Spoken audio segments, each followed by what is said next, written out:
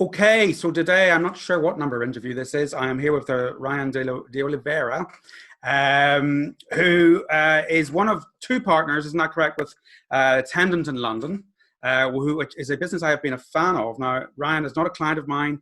We haven't met before, but I think he's got a lovely business. Three locations at the moment, strongly food-driven. It's kind of what I would regard as, it's a very contemporary model. They are vertically integrated with a roastery and a production kitchen, which I think we'll touch on. They've got event hire space as well, which I think is a very good thing to have. Strong social media, which pretty much everybody has who's managing to operate well at the moment. And some online sales in terms of beans, including subscription and that kind of thing. In other words, what I would describe it as is a very strong, well-integrated and resilient brand. Now, of course, well-integrated and resilient brands still struggle at the moment. So tell me how it's going, Ryan. Tell me how you initially dealt with the whole thing. I mean, some of it's ancient history, but what happened with you folks to begin with? Sure. Well, firstly, thank you very much for your kind words there. I'd like to think that we are a strong, resilient brand, but like you say, there's always room for improvement. Going through this whole period, it's obviously very new to myself and everyone going through it. There's no sort of previous time or something that we can try to draw a bit of information from in order to try to make some form of decisions and plan, okay, how are we going to best use this time? So initially it was just mitigating as many of the losses that we could. And there were losses because we had to shut so quickly, Yeah. So from going open one day to closing the next day, it's inevitable that there's going to be those losses. Generally speaking, I'm always quite an optimistic person. So I sat down with Bosch and we had a little bit of a sort of brainstorming strategy. And we were like, okay, what are we going to do at this time? What are the things that we can use to turn this into an opportunity for us? And, the way the market always works is always going to be sort of the good things and the bad things. So it's just like, okay, mitigate the bad things as much as we can, but then how can we capitalize on this time in a way that's going to help us bounce back and come back stronger than before? Yes. And, we've always had good, strong ancillary lines of revenue in the business, but they were never like, from my perspective or opinion, as robust as I would like them to be. So this really gave us an opportunity to be able to really look at some of those areas and spend the time to, really work on them, build them into the robust areas that we really want them to be able to drive the revenue from them that we haven't been able to achieve over the last 5 years because the business is open, the wheels turning, you're always finding yourself chasing your tail, things are busy, Situations occur, you have Brexit that happens, and then you've got to sort of like deal with all of that. So then, you were working on a project and all of a sudden that has to be slowed down or put on ice so that you can focus on something else. But obviously that still needs to go on because that's a line of revenue that you're essentially losing out on. So I think the last sort of 10 weeks has really been a fantastic opportunity for us to really knuckle down in those areas that we were slightly weaker on. We did a bit of a SWOT analysis on the business. We had a look and thought, okay, where are our strengths? Where are our weaknesses? Where can we be stronger? And what areas can we improve upon? And, the obvious thing is that once we are able to reopen again, it's going to be a very different market. So it was also planning, okay, how's that going to look? What do we think is going to happen and how can we best prepare for that? And, you can do as much due diligence and planning as you like. There's always going to be things that are completely out of your control. And a good example of this is a lot of our food suppliers have cut a lot of the supplies, so they consolidating a lot of their available products, so we're seeing something like 50% of our dishes with ingredients that we can no longer order in. So we've had to change our menu drastically in order to be able to have an offering to give to people coming into the doors, or coming through our doors. So, it's been that sort of like, how quickly can we bounce back and provide a service to everyone? 1 second, sorry. We're closed, guys. Sorry, I was sitting in the cafe, so people are still coming in. Yeah. Even though proof that you're on the door, no one really reads them. So, you know, being open again, we've sort of gone with smaller opening hours. So we only open from 8 to 3. It makes a bit of sense because, you know, that's sort of where we're seeing the majority of people out in the city. I hope that answers a bit of what you were. Yeah, sorry, it does. It brings up one question that I wasn't quite sure. Are you supplying trade with your coffee as well, or is it for? No, we I mean, look, it is a line of revenue that we're looking to build. We don't really see ourselves as a roastery, so to speak. So I wouldn't say that our first point of revenue there is to provide other coffee shops with coffee, because the cost of doing so is simply too high, not something that we find efficient for our business. Well, exactly. It's a very different business. It is, yeah. So the whole thing is, you know, we wanted vertical integration, and the idea with that is that we have control with our supply chain because, you know, there's a lot of ethics behind the business and reasons why we choose to work with certain suppliers. The supply chain, or majority of it, that allows us the facility to do so. But we do offer it out. I mean, we supply a lot of businesses in the area. We tend to prefer to work with offices, so B2B as opposed to B2C. Right. Instead of what I say, B2B, I suppose a coffee shop would be considered B2B. But no, I understand what you mean. Yes. Yeah. We prefer to work with sort of offices or maybe hair salons, these kind of guys that are local in the area, and we support them with some of the products that we offer, and that helps us cultivate a local community. That's really important to us, is really cultivating a local community and being really present in the environment that we're in. Yeah, tell me a little bit more about that, because we touched on that before, and I think it's really interesting. I mean, I know you and Bosch, you both have a kind of a really quite a strong ethos in terms of what you want this business to do, other than obviously being a profitable business and you know, hopefully providing you with a lifestyle. So talk to me a little bit about the ethos behind it. Yeah, so I mean, I think a lot of it stems from when I was working in Bloomberg.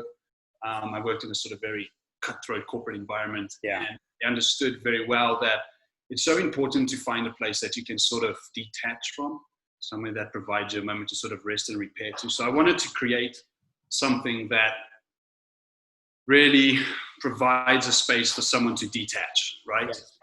So I would always say that Attendant is not really classified a food and beverage business. We're actually classified as an experience business, but it goes further than that because it's really about cultivating a local and global community. So what does that mean? It means, you know, the global community is utilizing our supply chain to buy products from, say, a female cooperative in Colombia that has been hit heavily by the narcos.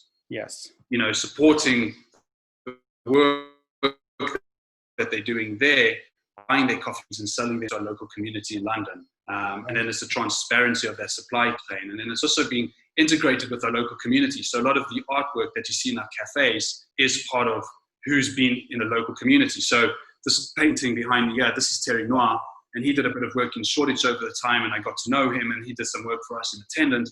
And now we're working with another artist, Mary Lufer, who's doing all of the paintwork and illustrations for us now. So, you know, we try to integrate with our community in that way, as well as the experience that we give to our customers coming in. We don't want it to be transactional. We really want to build relationships with people so that when they come to Attendant, it does really feel like that third space, not the coin third space, but actually somewhere that makes them feel like, oh man, this is home. Like I feel good here. You know? Somewhere safe. So that very strong hospitality piece as much as anything else then too. Yeah, I mean, and then it flows really into the supply chain where we focus on the ethos and the ethics of, you know, sustainability, provenance. You know, that's really important to us. So we won't choose a supplier where those things aren't key elements of what they do. Right. Just because we want to be able to talk about the story of where those products are coming from. That adds a lot of value to us because it makes us feel like every pound that's spent at Attendant is a pound spent for doing something really good.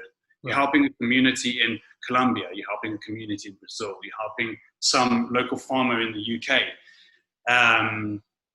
You know, so that's really important for us, that whatever we're doing as a business, the ripple effect of that is a positive contribution to the global community. Love it. Yeah, I can talk a lot longer about that, but so you. Right. So, but the reality is, yeah, as it were, here we are now in the middle of the pandemic. Obviously, you closed. I also did kind of want to touch on the fact that that ethos that you're talking about very strongly reflects through in terms of how you have looked after your staff. Isn't that correct? Yes. Yeah, that's kind of commitment for the future to them. Yeah. So, I mean, what we basically did was, we tried to do as much as possible to firstly communicate everything really clearly to staff, because it's a time of concern, and I think communication and clarity is key to making people feel safe. Yeah. And to know and to have an idea of what to do, because if they have the clarity, if they have that how can I say that, the information to be able to make decisions, that gives them a lot of peace. And I think during this whole period, it has really been about mental health and making people feel that little bit more protected during a difficult time. What we did as well was a lot of our employees that were no longer working for us, that were sort of in that limbo mode, or were working for other employers that weren't able to furlough them because of how HMRC cut it off. We basically reached out to them and said, look, would you like us to put you on furlough? And of course, every single one of them said yes. So we did that as well. And obviously, that it's not a zero-sum game, furlough. It cost us money, but we felt that it was the right thing to do. What we also did was, we weren't able, like many other businesses, to be able to top up our employees' salaries to 100%. Yeah. We're a food and beverage business. It's a cash model business. We rely on the cash coming in to be able to keep moving forward. So we had stock of green coffee, and what we did was we created a campaign, and we worked with some of our team on it, and some of our customers even helped out as well. And basically what we did was we created this drive for buy some beans, support our team. And the whole idea was behind it that for every sale of coffee beans online, 100% of the profit would go back to our team. Now, it wasn't life-changing money for them, but it was an extra 100 to 200 quid a month on top of the 80% that they were earning, and that every little bit helps when it comes to buying groceries, getting us through. We're seeing a lot of our team are super grateful for that type of support. I think it also made them feel a little bit more cared for. And we've noticed now that when we've started reopening, the team were really behind us as co-founders to try to get the business back open again and reopen the stores. Because we opened 4 weeks ago. So, we were well ahead of everyone else. I mean, there were a couple of other operators that had opened as well. But we really just felt that, it's time to really get out there and start serving the community. And, the response was phenomenal. Yeah. From our customers and the locals who live in the areas. And they were so happy that they could just have that little bit of interaction with people that were familiar, and just have that opportunity to go out and get a nice cup of coffee. It made such a difference to how they were feeling. And, the feedback and the energy that people had, it felt so good, and gives you that energy again to like, yes, I am doing the right thing. Okay, let me carry on and keep pushing and driving forward. That message is everybody that has opened that I've interviewed has said a very similar message, that there's actually real gratitude through from the customers. And I think I was talking to a guy called Gavin Horton, who has opened up again in Wales. And some of the customers were actually very emotional, because these are people living on their own. Yeah. So just to have any contact with a human being that isn't like this weird Zoom stuff that we're all kind of doing. And I think that's a really fundamental service to that local community. I think it matters. And I think, you've touched on it as well. I think, yes, this mental health issue is, we've a long way to go with it before it's only going to get worse, in my opinion. So I think that's fascinating. Exactly. And human beings, as it is, we are very community focused beings. We want to be around other people. We want to interact with other people. It's healthy to do so. So I think that gratitude that people were feeling was just a bit of relief as well, because you didn't feel so alone anymore. And there was this sort of opportunity to be able to have those interactions.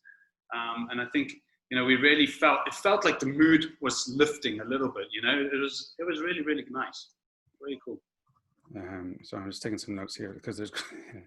So you had a lot of the staff were very happy then to come back and get working. Of course, everyone is tentative. You Sure. have concerns. I think the biggest issue is really just travel. Like, how are we going to get in?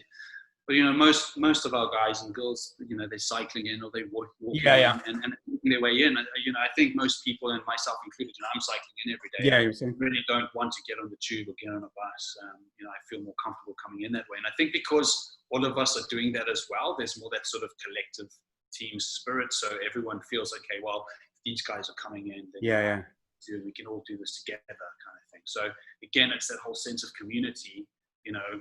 We can get through this together. And that's sort of the thing that we've been trying to drive through the whole time, which is why we wanted to open. We just felt that being closed for so long just didn't send out the right message to our community. We wanted to be able to say to everyone, you know what, we're here, we're fighting, we're here for you, and we're going to get through this. And I think that was a very important message from us to our community. And, from a business perspective, we're not really covering ends meet here. This is costing at the end of the day, But you are mitigating losses. We have started seeing action. There is positivity. We're seeing more people coming back now. We can see our sales starting to increase. And, this gives us a good feeling that, soon we'll be able to get to the 50% revenue mark of previous sales, 75, etc. Yes. And literally start hitting our milestones along the way. Yeah. I mean, I think, it's such a difficult question because obviously the core part of this CaffèInsights involved a lengthy conversation that I had with Elliot from Cafe Culture, and this is months ago now, as everything is now, just about trying to see what we could do. It was at this broader based piece of the financial importance of hospitality to the economy, and then who could we talk to? What advice could we get to get out to people so that they can A, reopen sooner, and also B, be as profitable as quickly as possible so that they're paying wages, they're paying VAT, they're putting money back into the exchequer. And I think it's a really critical point. I think, we need businesses to, as much as it's humanly possible, to get open again. But the problem is everybody's situation is different. My assumption is all three locations, you've got differing levels of customers around them, differing levels of sort of offices versus, so how has that panned out, Honestly, it's a minefield. I mean, I think everyone has their own situation from a cash flow perspective, from a landlord perspective, and obviously having multiple sites, we're seeing that, certain landlords are being slightly more helpful. Others are not paying now. From our perspective, we have enough cash to see us through and keep us going, but, having that support as well isn't necessarily a bad thing. I think, how can I say, it's again, it's very much down to everyone's individual situation and what you can negotiate. And some of the things that we've tried doing is talking to our landlords and saying, okay, look, if we don't pay this quarter's rent, can we add it on to next year's rent, right? So for the whole of next year, we'll add this quarter to monthly rents so that way we can smooth it out a little bit so it doesn't feel like such a punch in the gut.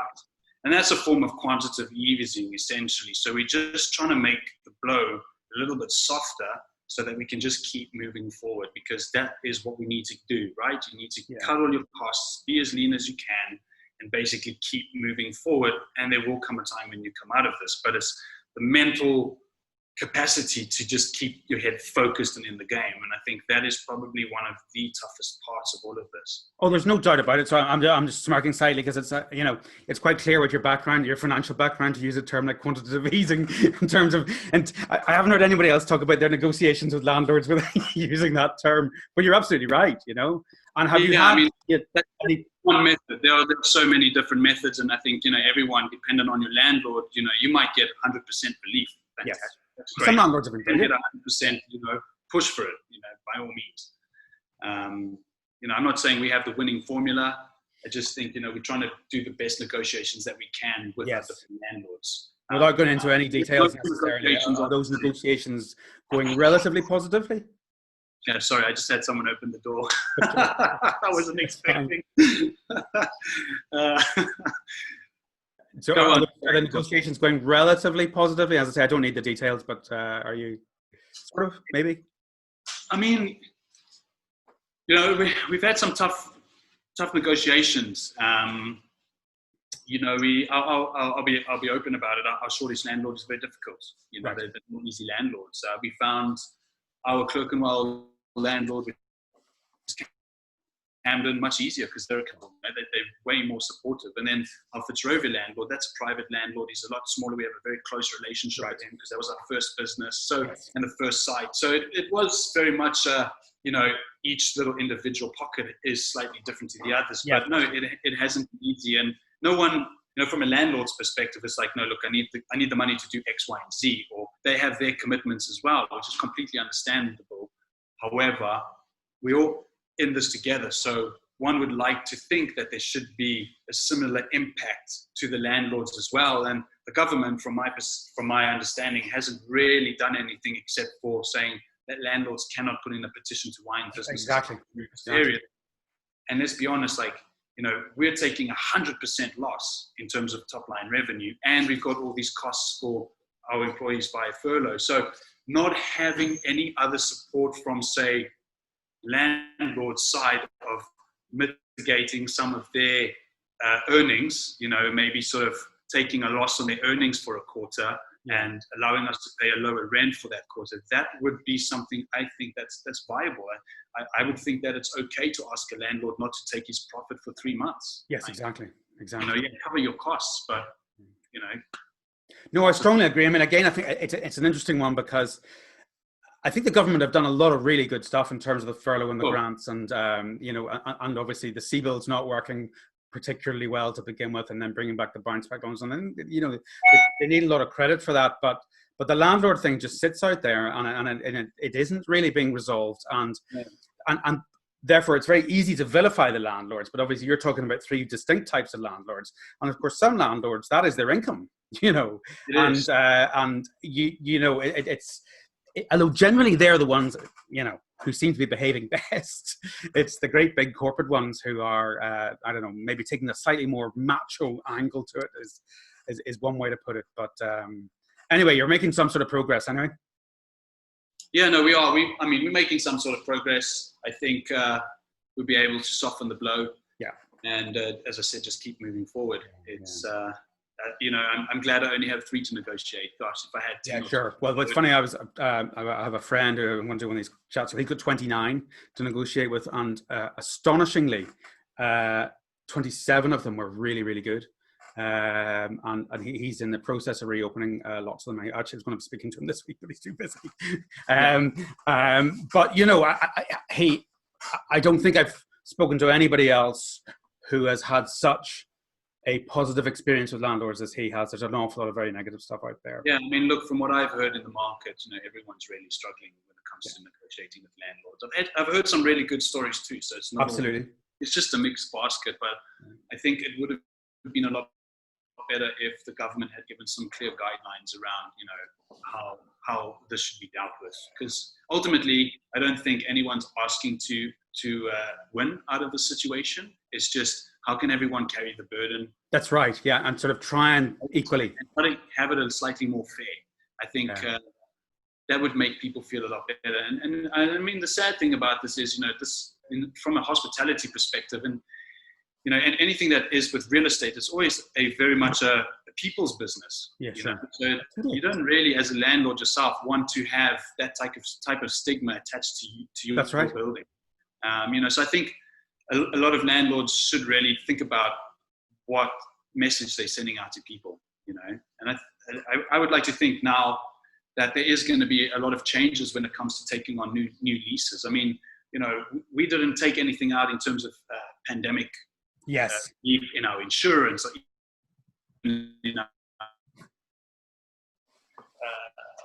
leaseholds. You know, we've never thought of that before, but moving into it now, of course, we're going to have something. You know, I'm thinking along the lines of things like, you know, if there is a pandemic and the government forces businesses to close, that rent should be suspended as well. for that whole period, and that's as a loss to the landlord as well. So those are the ways that I would be talking about leases in the future. Yeah, sure. Potentially, and then when we reopen, not going right back up to 100%, it's going to have to be a ramp up over a period of time of say 12.5% of turnover, up until the full rent can be recovered again. Because the hospitality sector is an incredibly important sector. Firstly, it's one of the top 3 revenues of the UK economy. Secondly, it's a massively important sector to people's mental health and well-being. Like, people need hospitality. Everyone relies on hospitality. If you take that away, then what have you got left? It's such an important sector, and I think it really needs to be seen by certain people within the sector, like, how can we protect this a little bit more? And I think, from a landlord's perspective, having certain things in place to protect tenants should be there. Yeah. Whereas before, it's always been a sort of more onerous, more to the landlord side as opposed to the tenant side. It's funny because we run these 2-day boot camps to help people start up boot camps.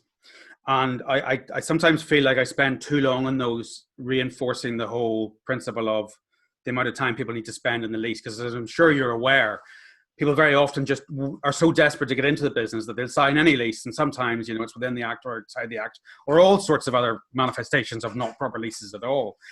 And then one of the things that we do at the end of that thing is we go through what I call is a whole sequence of what-if scenarios, so that whenever people are planning their business, I've got about sort of 15 separate things that they need to be aware of.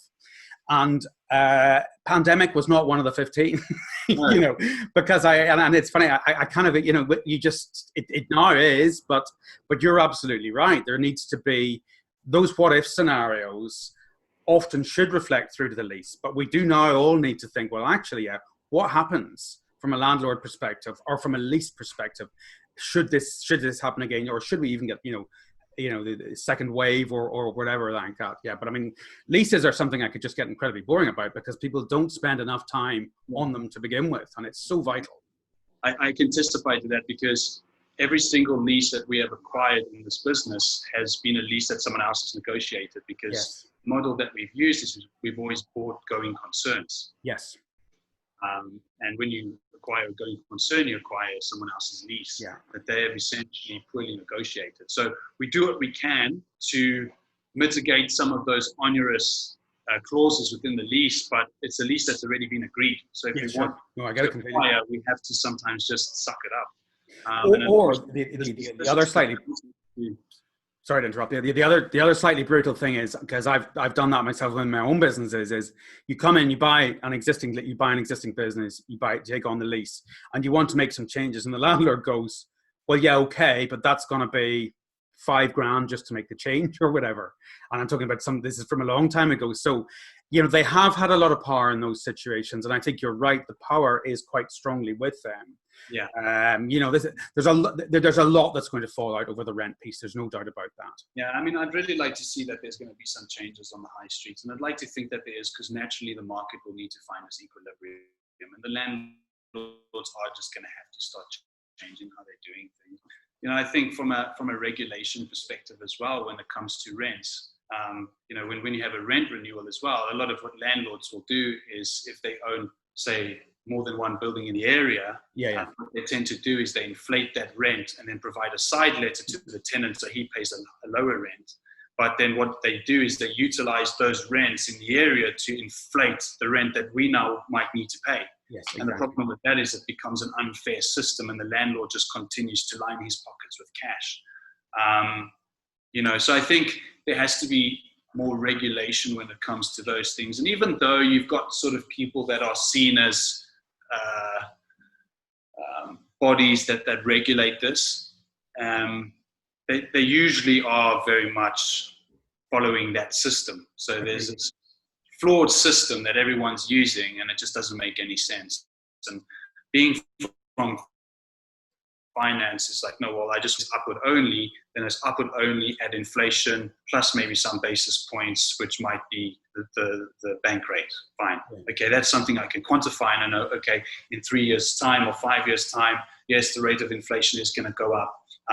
My coffee prices are going to go up as a result of inflation. Food prices are going to go up as a rate of inflation. So my rent is always going to be X percentage of my fixed costs, right? So those are the kind of things that you would do when it comes to forecasting. But the trouble is, you know, a lot of this finger in the air stuff from estate agents and landlords trying to get higher rents makes that very difficult to quantify. And then what happens is you start getting tighter margins, and that's when you start getting problems within a sector, because then people start undercutting certain things, or they start treating staff badly, or they're undercutting staff wages, or they start buying cheaper products, or whatever the case may be. So this one little tiny thing just starts this larger ripple. That's so hard, especially from a business like our perspective, because we're trying to do the best as we possibly can from an ethical, sustainable supply chain. And then we also have to deal with all of these difficult situations that don't exactly correlate with what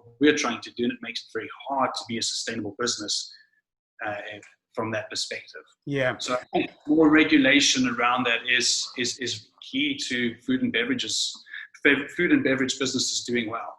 Yeah. I think when I say doing well, just from a business model perspective, because let's be honest, the margins in food and beverage are quite tight as it is. Yeah.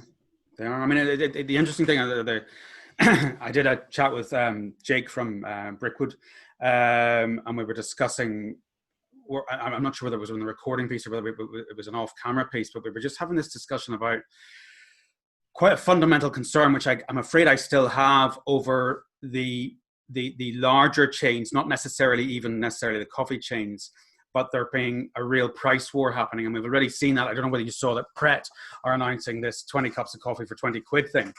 So the problem is people use coffee, whether it's Pret or Greg's or Wetherspoons, all sorts of other industries use coffee as a way to get people in. And I have quite a large level of nervousness over that for as it were, us folk, where, you know, the coffee piece is essentially the core product.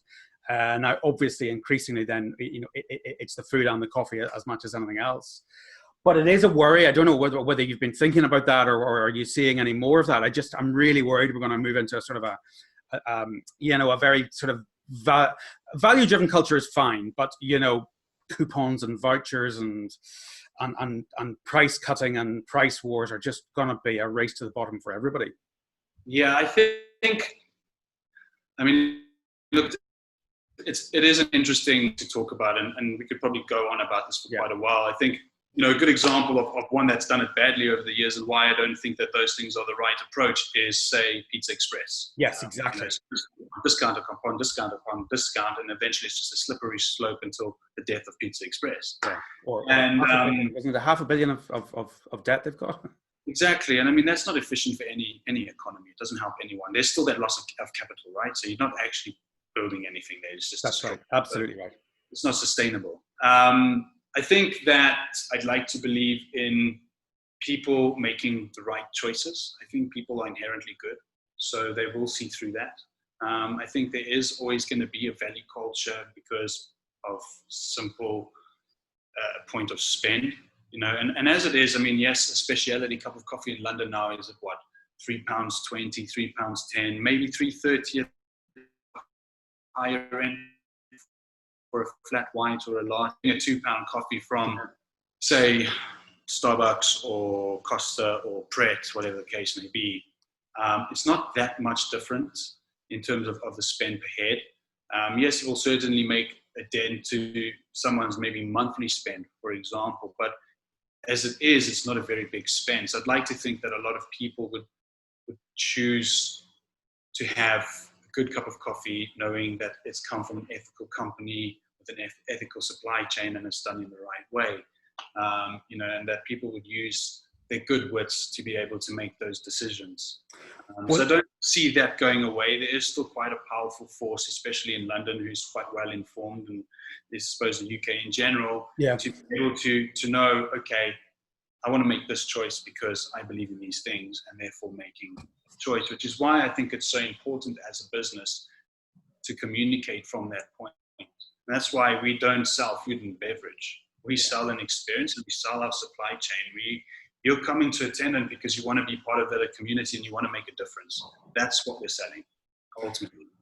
I couldn't agree more. The thing that I was going to interrupt you there on was basically to say that, because the reality is what you're saying is correct. And I firmly believe, as also happened at post-credit crunch 2008, that coffee sat within that affordable luxury category. So the spend didn't stop.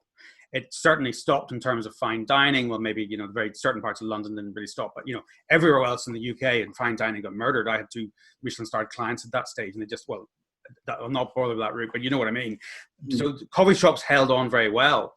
But your second point is also very valid. But if you haven't built up a strong ethos and communicated that well, like you folk have done, then there's less awareness of that. So which is why this importance of having that ethos and having strong social media to get that through and out there, and just a general awareness of it puts a business like yours in a much stronger position than some others, where people may not understand, even if they are working in a very ethical way, they may not fully understand, and they may just go and take their £1 Pret coffee or some other scenario like that. Particularly, of course, if we are, and maybe they've lost their job or money is very tight. I think we just don't know how that's all going to pan out.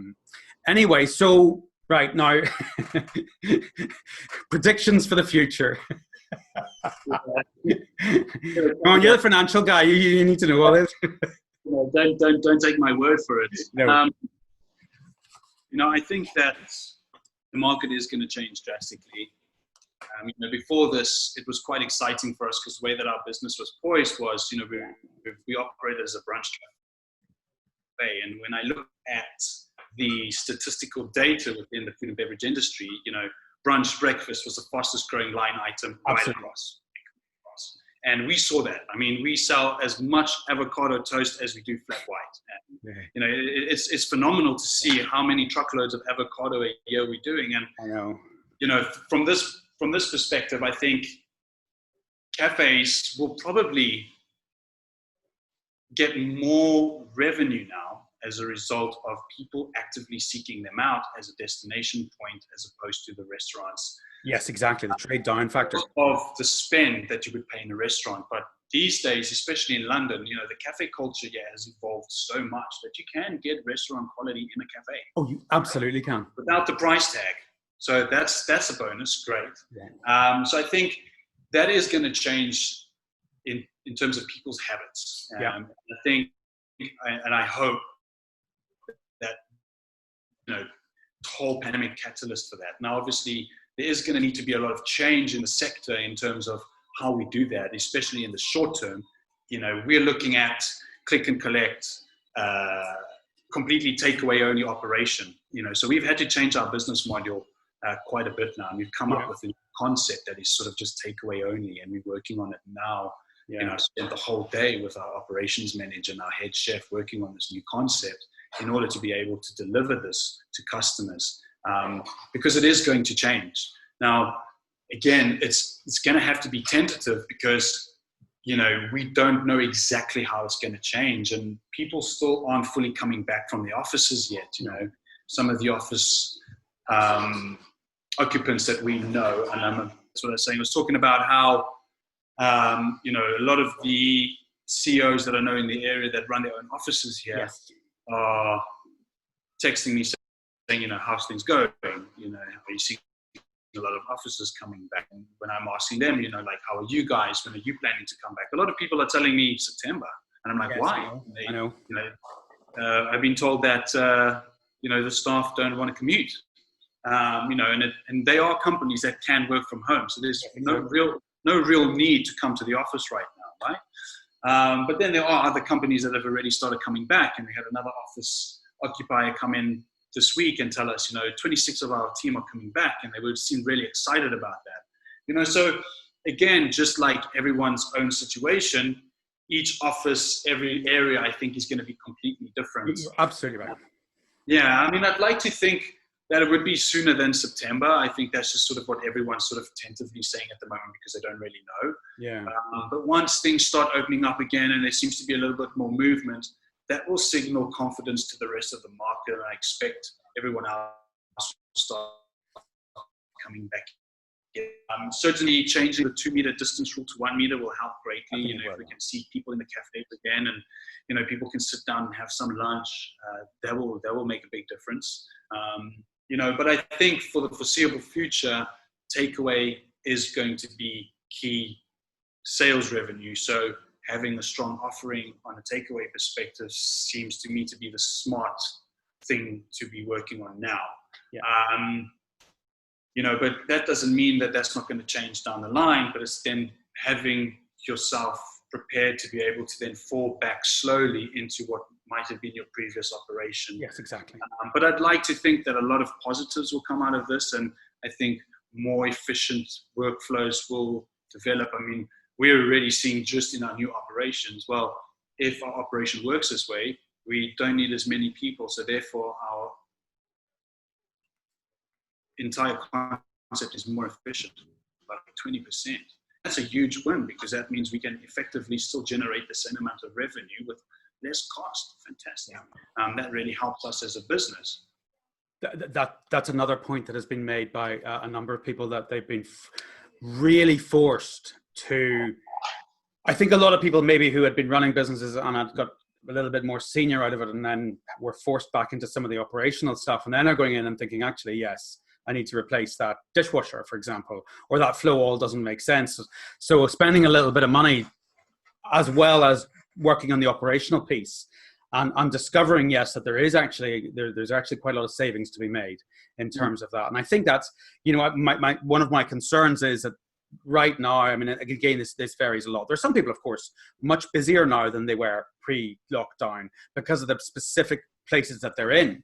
And then you've got folk like you who are just, sort of stuck in, nearby offices where you're just waiting for that to come back, trying to pull in the whole community piece as much as is possible. But if they're not out, then they're not out. So I think there is this whole wait to see what happens for all sorts of different folk, and it's very difficult to tell. And then another thing that that has come up in topic is I think a lot of businesses are going to change their models. I mean, yes. People are now able to work from home, so they might not require 20,000 square feet of office space. Right. Maybe they only need half of that, and they can rotate staff in and out. Come and do 2 or 3 days in the office. So you still get that community feel, you still get that teamwork feel. Certain tasks and things can't be done from home. It's more efficient and effective to be together in the office, but we don't need everyone at the same time. So you can have that rotation going, and I think those things are going to change the way that that hospitality looks, that the sector looks, that the high street looks. And there will of course be positives and negatives from that, but it's just how you position yourself in order to be in the right place to provide an offering to the changing market. And changing market is inevitable. Nothing ever stays the same. That's the one thing that that's the constant. Nothing stays the same. For sure. And I mean, I know that there were the neighborhood cafes in theory will do better, but if you have folk from around those areas then who are only going in and out of the offices 2 or 3 days a week, and there's no doubt that a lot of those big companies, those big corporates, have invested heavily in their IT infrastructure to allow people to work from home, and then thinking, well, actually, yes, this kind of works very well all around. So I think there is going to be a rebalancing. I worry very much, and I know a few folk who are right beside offices, and that's all that they've got. And I have a lot of, I think those businesses are going to really struggle. And then obviously there are lots of people with neighborhood cafes who will probably do quite well quite soon. As you say, it's just going to fall out, and as I say, even over your 3 locations, you're going to have a differing pattern of when they come back. I mean, we've seen that already. I thought when we reopened Shoreditch that it would outperform all the cafes as normal, but actually Clerkenwell's outperforming all the cafes. And I was super surprised by that. I was like, I didn't even realize there were so many people in Clerkenwell. Yes, exactly. We're getting so many more people coming through the Clerkenwell store versus Shoreditch. And look, we've only just recently opened Fitzrovia, so I don't really have much of a story to say from there because we don't have much data. Yeah. But, you know, I've been around the area. It's pretty quiet. I expect it to be pretty quiet. I mean, yeah, we've got the BBC and there's a few film companies, etc. But I don't see them coming back anytime soon. I expect that they will be, you know, sort of August, September.